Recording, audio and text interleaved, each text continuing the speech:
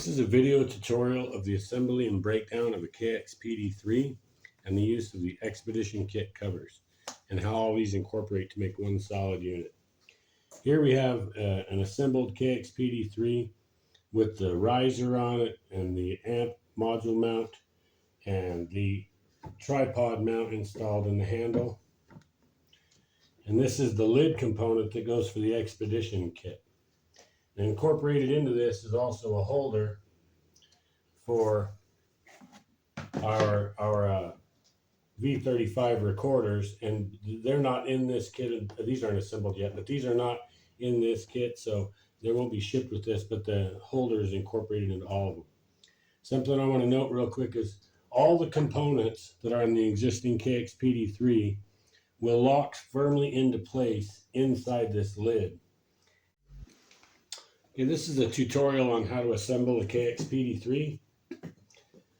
You're going to take your dish, set your hole just slightly offset to the right. Take your center retaining plate, put it where this is at the top. So once you put it in there, it's going to look like this with your hole on top and to the right. Okay. Then you're going to come up and you're going to take your dish retainer plate, you're going to put it on the back. You're going to line these holes up. You're going to take your frame, set it down on top of that. Okay, and then just keep all those together. And you want to line up the holes in the front to where the little hole in the back is lined up with the little hole here. Then you're going to take your mic stem, slide it through the mic stem hole. Hold the whole thing just like that with the mic stem. Make sure it's centered. And then put on your rubber thumb nut. Go ahead and just tighten that down just barely snug. Okay, now we've got everything basically assembled. So you're going to take your dish retaining nut and put it on the back. Okay, so when you're done, if you get everything aligned, and you can loosen it and turn everything to align it just right till you get it where you want it. And when you get it done, these pieces should all be lined up in the center with the mic stem sticking out the hole just like this. And you want to center everything really nice as you do it. And then the next step after that would be to just take your handle, or actually let's mount the ceramic mount. So first thing then would be to take your ceramic mounts and your raised mount. So this is your raised mount here, and this is your amp mount. The raised mount can be attached anytime later to the side to give you a place for camera position and things. But we recommend we do this before we mount the handle. It's a lot easier.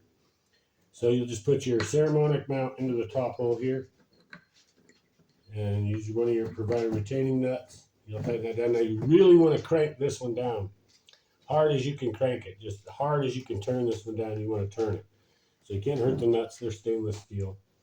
And then your mic mount, of course, or your amp mount, of course, will go on top of that. And you'll secure it with another nut.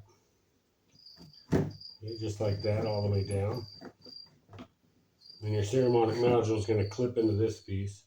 And you can put your handle on before that step if you want. It really doesn't matter. It's pretty easy either way. So you're going to take your handle retaining nut. And you're just going to crank that on there. Like that. And then you basically have your basic KXPD3s now assembled and ready to go if you've got everything tight. And then, of course, you can use the supplied lid to encapsulate this unit. Once it's done, just snap this on just like it's Tupperware. Easiest way is to set it down on the back side, lay your lid down, and just push your sides around. It'll snap right on there. You'll have a nice, easy clip-on. So now I'm going to demonstrate the process of packing your dish once it's disassembled and you want to pack it into the full Expedition kit. And what you're going to do first is you're going to take the center plate that you've taken out of the center of the dish here, and you're going to place it inside your dish retainer like this. Then you're going to take this and go to your frame. On the back side of your frame, you're going to slide it through the lower hole. It should be that hole. Okay, now you're all set. Now you're going to remove from the lid, you have these pieces, and you're going to pull out the main bushing and insert it over that stud, just like that. So it's nice and tight with a large hole out. And that'll hold all that together for you, kind of why you do this. And then you're going to want to take this piece, mount your handle back in, but instead of being the way we would mount it to use it, we're going to flip it over and put it in from the top and secure that with the same mount nut that the handle uses. Okay, real simple. Okay, so then it'll look like this. Then you're going to take this into the dish, lift it up from the bottom, and it'll kind of snugly center itself just like that. Then you're going to want to pop this piece off, set it on top, use your dish retainer knob, line that up real quick, screw all these pieces together.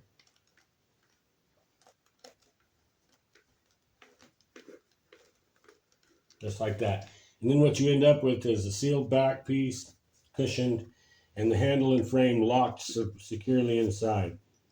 Now, once you've got all your pieces in here assembled inside your dish, like your mic stem, which will set and clip right in there, your raised mount will clip in here. You have an area for spare batteries, cables, and then, of course, you have your dish plug. This is to plug the hole that's in the dish here if you want it to be weather tight. You just snap that in there. For now, we're going to just leave it there in its storage position.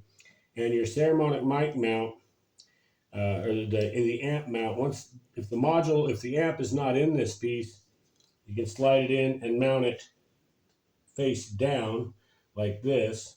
It'll slide right in that holder and clip in.